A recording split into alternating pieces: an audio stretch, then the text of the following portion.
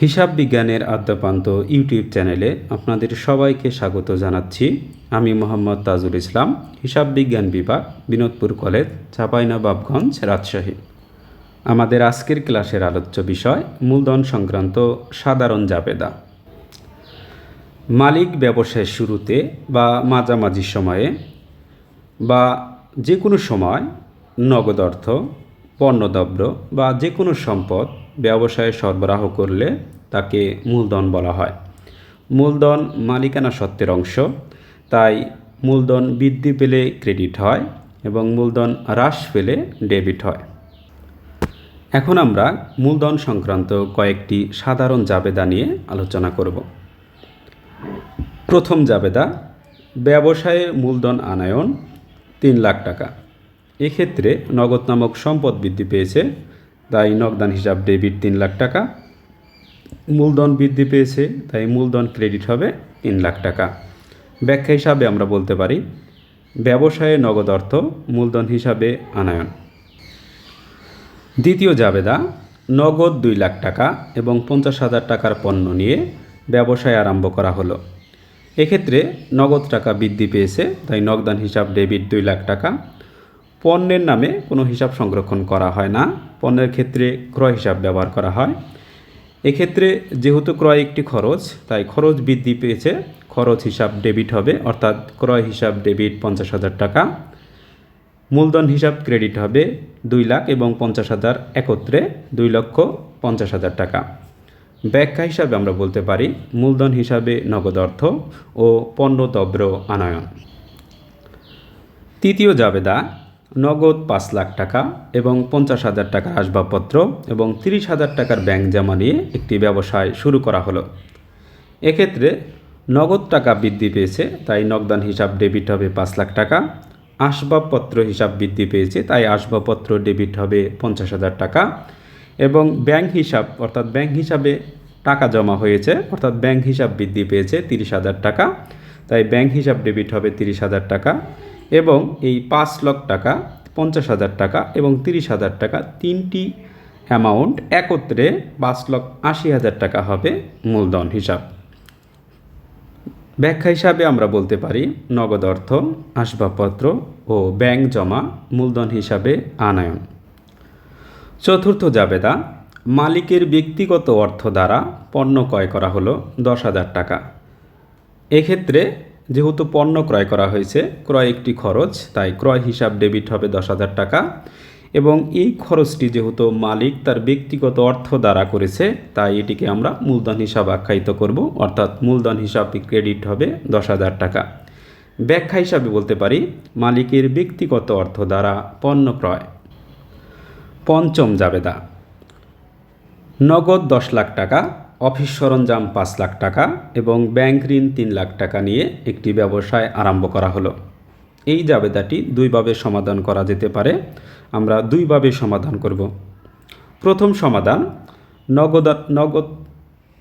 নগদান হিসাব ডেবিট হবে 10,000 টাকা, কারণ নগদ টাকা 10,000 বৃদ্ধি পেয়েছে, 10 লাখ টাকা বৃদ্ধি পেয়েছে। ব্যাংক থেকে যে ঋণ প্রদান করা হলো, সেই ঋণকৃত অর্থটা সরাসরি ব্যাংক হিসাব বৃদ্ধি পাবে, অর্থাৎ ব্যাংক হিসাব ডেবিট হবে 3 লাখ টাকা। কারণ ব্যাংক থেকে কোনো ঋণ নেওয়া হলে সেটা সরাসরি বর্তমান সময়ে ওই ব্যাংকে কোনো অ্যাকাউন্ট খোলার মাধ্যমে সেই অ্যাকাউন্টে সরাসরি প্রদান করা হয়, অর্থাৎ ব্যাংক থেকে যে ঋণটা নেওয়া হলো 3 লাখ টাকা, এই ঋণটা সরাসরি ব্যাংক হিসাবে জমা হবে, অর্থাৎ ব্যাংক হিসাব ডেবিট হবে 3 লাখ টাকা। অফিস সরঞ্জাম বৃদ্ধি পেয়েছে 5 লাখ টাকা, অর্থাৎ অফিস সরঞ্জাম ডেবিট হবে 5 লাখ টাকা।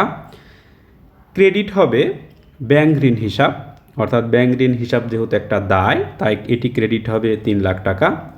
আর বাকি অর্থ অর্থাৎ নগদের 10 লাখ টাকা এবং অফিস সরঞ্জামের 5 লাখ টাকা, এই দুইটা হিসাব মিলে মূলধন ক্রেডিট হবে 15 লাখ টাকা।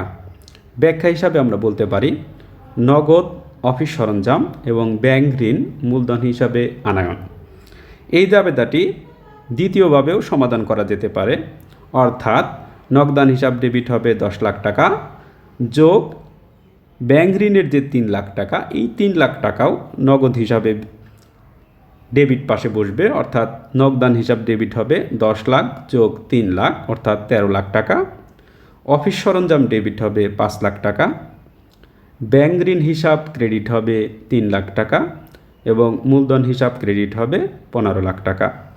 ব্যাখ্যা হিসাবে আমরা বলতে পারি নগদ, অফিস সরঞ্জাম এবং ব্যাংক ঋণ মূলধন হিসাবে আনা।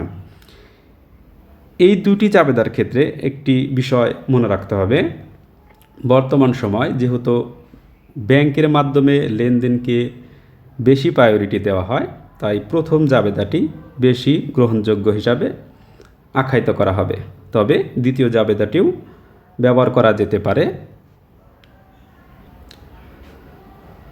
ষষ্ঠ জাবেদা, মালিক ব্যক্তিগত মোটরসাইকেল 2 লাখ টাকা বিক্রি করে 1,50,000 টাকা ব্যবসায়ে বিনিয়োগ করলেন। মালিক যেহেতু 1,50,000 টাকা ব্যবসায়ে বিনিয়োগ করেছেন, তাই নগদান হিসাব ডেবিট হবে 1,50,000 টাকা, মূলধন হিসাব ক্রেডিট হবে 1,50,000 টাকা। একটি বিষয় লক্ষণীয়, এখানে মালিক তার ব্যক্তিগত মোটরসাইকেল কত টাকায় বিক্রি করলো এই বিষয়টি ব্যবসায় প্রতিষ্ঠানের জন্য বিবেচ্য কোনো বিষয় নয়।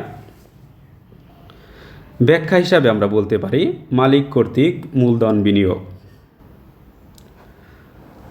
সপ্তম জাবেদা, মালিক কর্তৃক ব্যবসায়ে অতিরিক্ত মূলধন বাবদ আনায়ন 2 লাখ টাকা।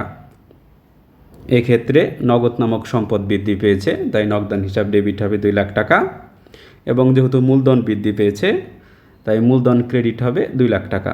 ব্যাখ্যা হিসাবে আমরা বলতে পারি মালিক কর্তৃক অতিরিক্ত মূলধন বিনিয়োগ। মূলধন সংক্রান্ত কেউ যদি এই 7টি জাবেদা আয়ত্ত করে তাহলে আশা করা যায় সকল মূলধন সংক্রান্ত জাবেদায় তার পারার কথা। আজকের ভিডিওটি এ পর্যন্তই। আমাদের পরবর্তী ক্লাসের আলোচ্য বিষয় পণ্য ক্রয় সংক্রান্ত সাধারণ জাবেদা। ধারাবাহিকভাবে হিসাব বিজ্ঞানের সকল ক্লাস পেতে চ্যানেলটি সাবস্ক্রাইব করে আমাদের পাশে থাকুন। ধন্যবাদ।